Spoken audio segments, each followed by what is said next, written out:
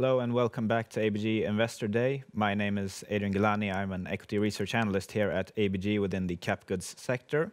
And our next presentation now will be with Ferronordic. And with me I have CFO of Ferronordic, Erik Danemar.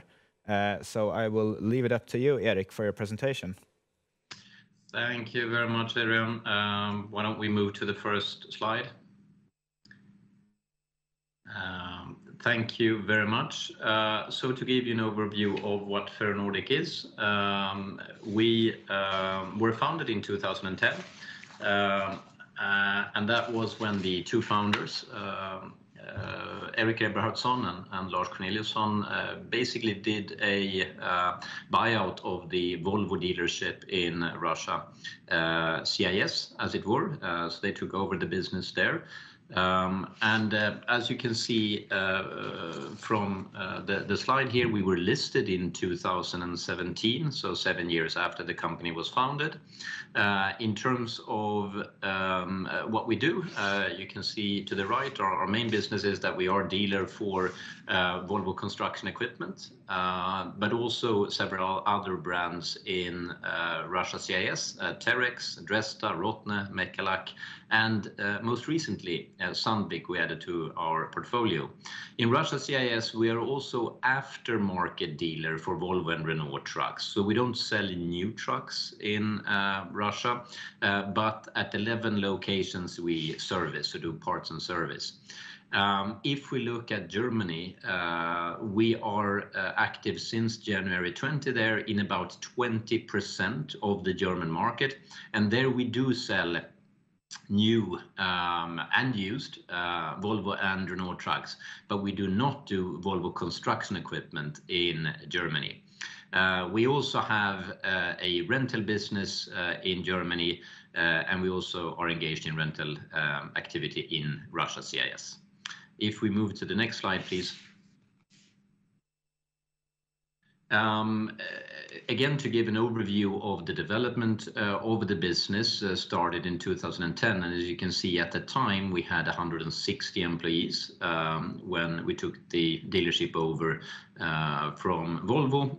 Now we're about a bit more than 10 times that, at almost 1,800. Revenue has more than quintupled. And in terms of outlets, we moved from 6 in Russia in the beginning to now more than 100, most of which are in Russia CIS, 14 of which are in Germany. If we look at what we do in those pie charts, again to give an overview, you'll see that typically new or equipment sale, new and used equipment sales typically make up about 2/3 of revenue. Aftermarket sales, that would be service and parts, tend to be around 1/4.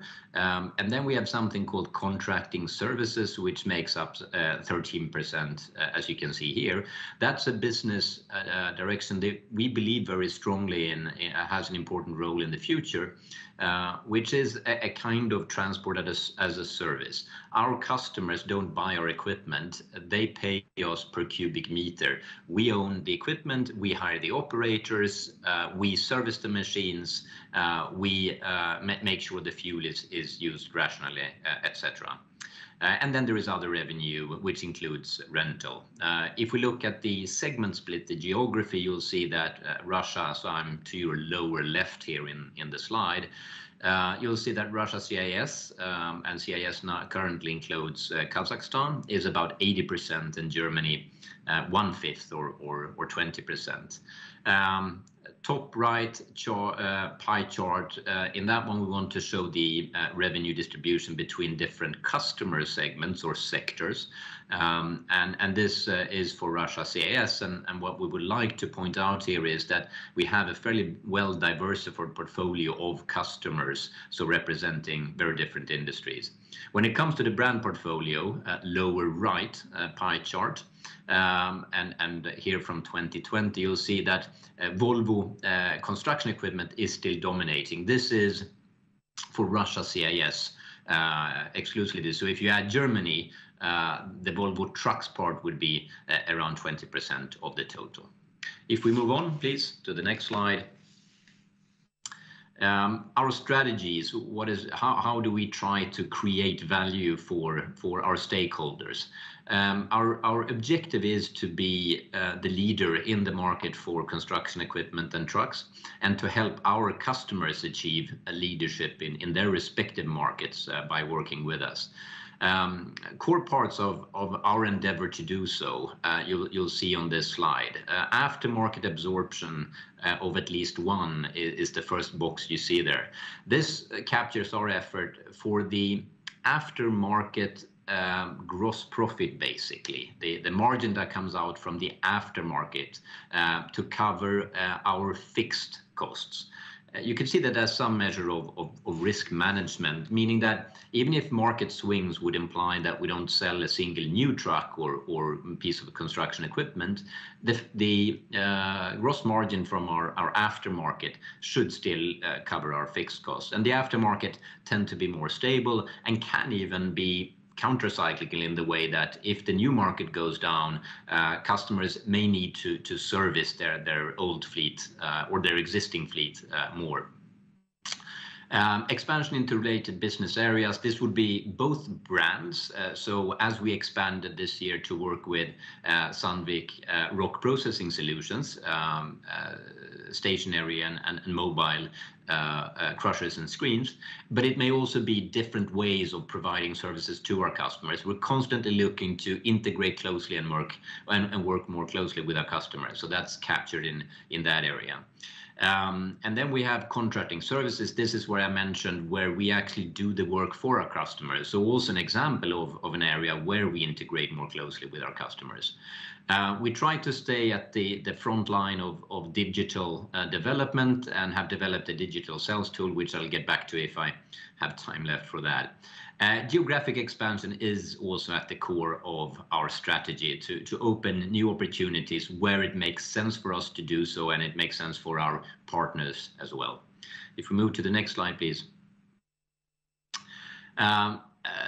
If that previous slide was our strategic objectives, this slide has our financial objectives and the dividend policy we're looking at.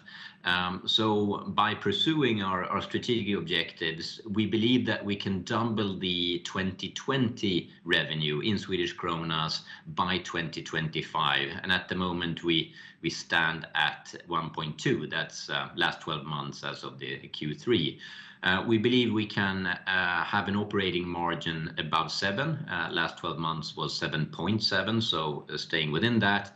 And that growth should not come at the expense of financial stability or our margins, and hence the leverage target of remaining below 3 times net debt to EBITDA. And as you can see, at our last reporting point, we were quite comfortably within that, with even a small net cash position. Our dividend policy is to pay at least 50% if our leverage ratio post-dividend is below 1, and at least 25 if it is above 1 time net debt to EBITDA. If we move on to the next slide, looking at the Russian opportunity, what we capture here are at least, I think, 4 facets of the macroeconomic environment we work on, which is part of the story. The rest of it is, of course, the value that we create for our customers, and again, how we help them to be leaders in the respective industries. But you can see here that a continued recovery is expected in Russia, and Kazakhstan would tend to move relatively closely with Russia. And as you may be aware, Russia is very rich in natural resources in general, and we work with a lot of the companies that extract and produce those natural resources, and not at least, as you can see to your right, are gold companies. This is where we have our main activities in contracting services, which is again where we do the work for our customers. Road density infrastructure remains very low in Russia. It goes for rail as well, and the Russian government has realized that and is now investing big money into improving not only actually physical infrastructure, but also healthcare and education. But physical infrastructure is a part of it, which is quite interesting for us, of course, as we provide equipment to help realize such plans. And that's what you can see to your lower right here, a budget of 152 billion out to 2030 provides some extra boost to the market. If we go to the next slide, what we show here is, on the one hand, a disclosure, so to say, of what can be a volatile market. You will see how the market swung from 2008 in the financial crisis, and then again after 2013 to 2015. But you can also see a picture where at least we believe that the market that we saw in 11, 12, and 13 isn't even that. We believe that the peak of the potential of the Russian market. Only to sustain, we believe, the current park, Russia needs to be closer to where it was in 2011 than where it is now, as you can see by last 12 months there, but also to provide the capacity they need to invest in the infrastructure that Russia and Kazakhstan can have very good return on if they make those investments into their infrastructure and into their economies. If we look rather at the next slide and the German market, we will see that this is a different picture. It has been a very stable market, but one where we believe that we can add value by applying some of the business processes and organization that we have built up in the very demanding market that the Russian market is logistically and in terms of the operations we have there. And again, Germany tends to be a more stable market, but you can see, of course, in 2020 and the last 12 months, we've seen that decline in the market, of course, driven by COVID. We believe that the market, as the pandemic dissipates eventually, we believe that the market will recover, and that our area and Germany in general is very well placed. It is the connecting point of a lot of the European retail and economic points in the EU economy overall, and that we're well placed in the middle of that truck market. If we move to the next slide, please.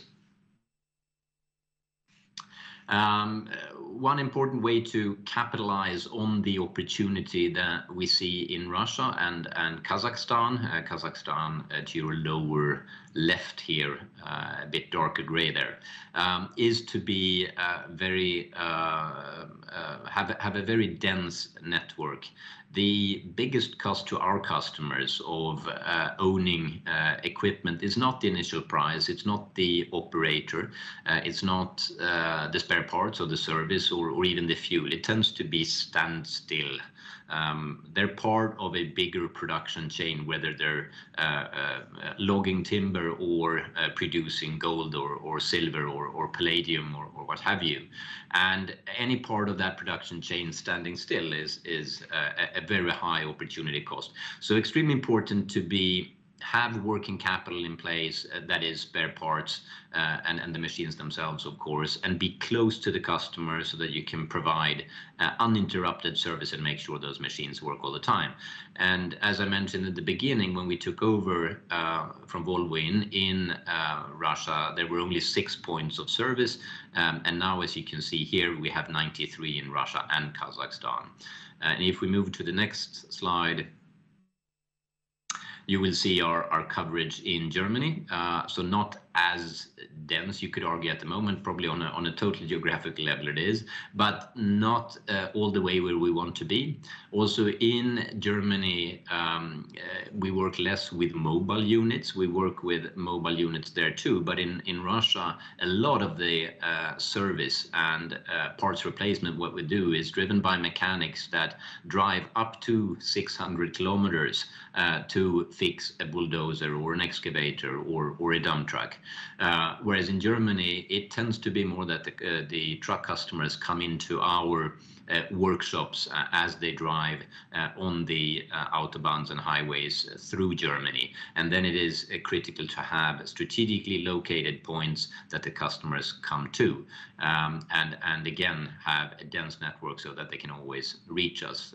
And we have expanded. We started with 9, added quickly 2, and we're currently at 14 in Germany, and we will continue to expand our network there to provide better customer satisfaction and further improve customer service in our area. If we move to the next slide. Now, I mentioned digital sales. This is something that we're quite proud of. Equipment that we sell or provide our customers with in Russia CIS carry something called telematics, specifically in the case of Volvo CareTrack. These telematics send signals about the speed, the workload, the tonnage, the incline, when last an oil filter was changed. We process those signals, and depending on the sequencing, the frequency, the order of these signals, we then convert them into sales leads, which are sent to the tablets or mobile phones of our salespeople and mechanics, and they can then reach out both preventively and preemptively to our customers to rectify problems if they have arisen, but more importantly, if they're about to, so working preventively. And this has become a very important driver of profitability for us and the aftermarket in Russia CIS as it is at the moment, and we want to, of course, expand this to the full group as well. Next slide, please. I mentioned contracting services as an important, we believe, strategic part of our business in the future. This is a case study of one of the examples. So it's a big gold mine very remotely in Russia. It's very hard to get there. You need to fly and then drive for about 6 hours to get out there. But here we work with, again, a gold producer. We drive both overburden, so when you're opening up an open pit mine, and ore itself to the processing plant. And again, the customers then pay us per cubic meter and kilometers. And we then carry certain operational risk, and again, we own the equipment, so it is on our balance sheet. We train the operator, but we believe that this is a very important part of the future. We see attractive business opportunities and returns in this business, and also we learn a lot about the business that we then can apply also to helping our customers when they procure equipment from us and as we provide service to them. So an important direction that we want to develop further in our portfolio. Next slide, please. I would also like to mention our component and machine rebuild center. This started at the end of 2019.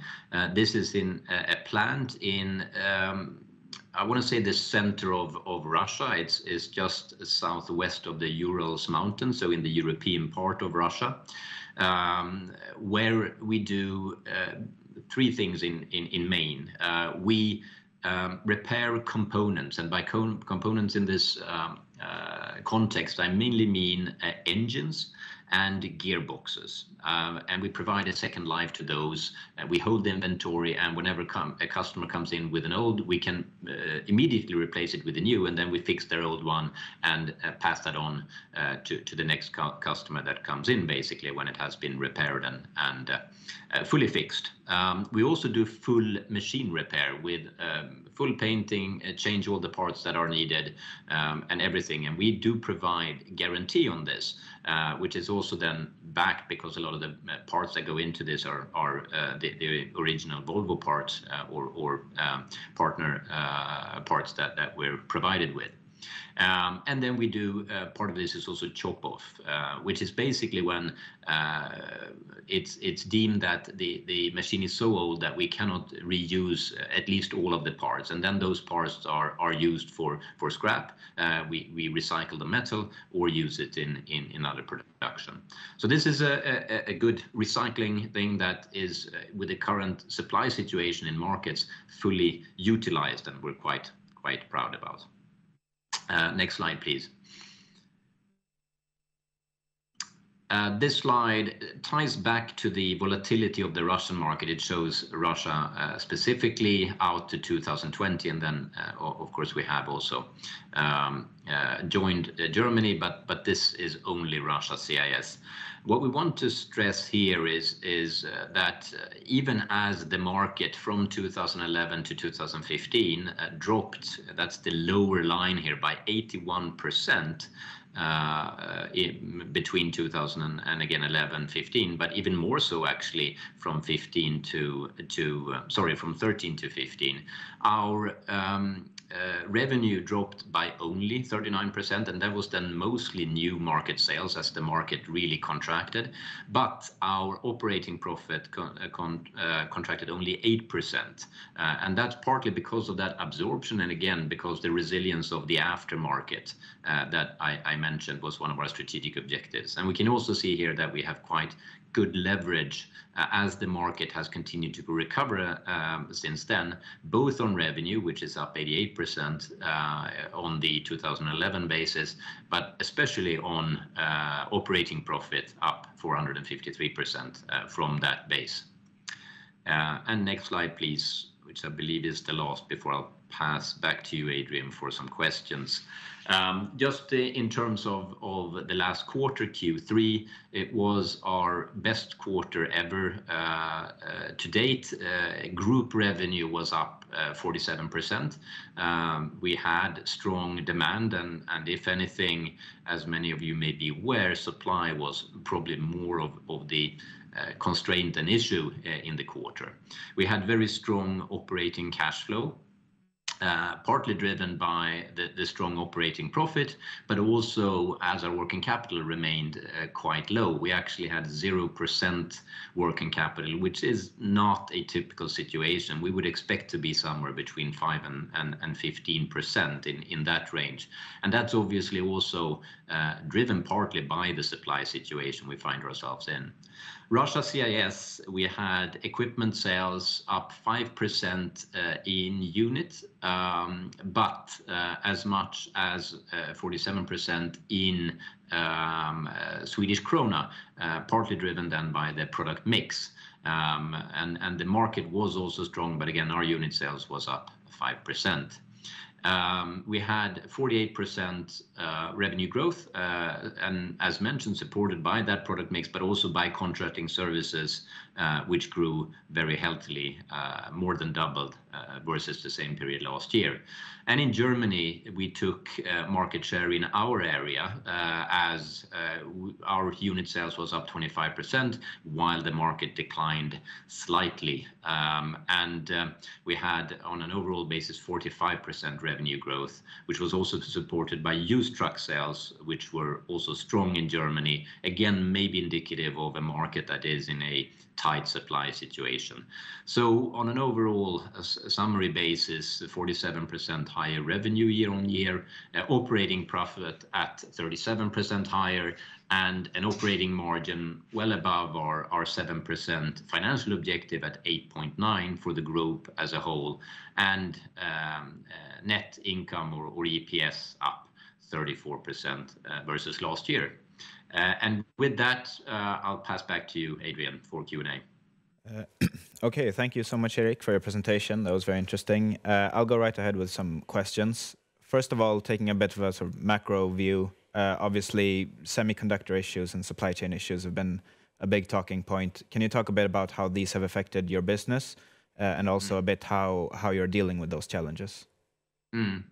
Well, I think we've been, I would say our partners have been open about some of those problems, and we've also said that unfortunately they have restricted ourselves to some extent, and that's in both our markets. It hasn't been equally split over time. Some periods have been more tight than others. So, for example, in Germany, we had more problems in the first quarter of this year. It was both driven by supply situation, but also by a change of product line by Volvo. So a lot of customers waited for the new products to come into sales, basically.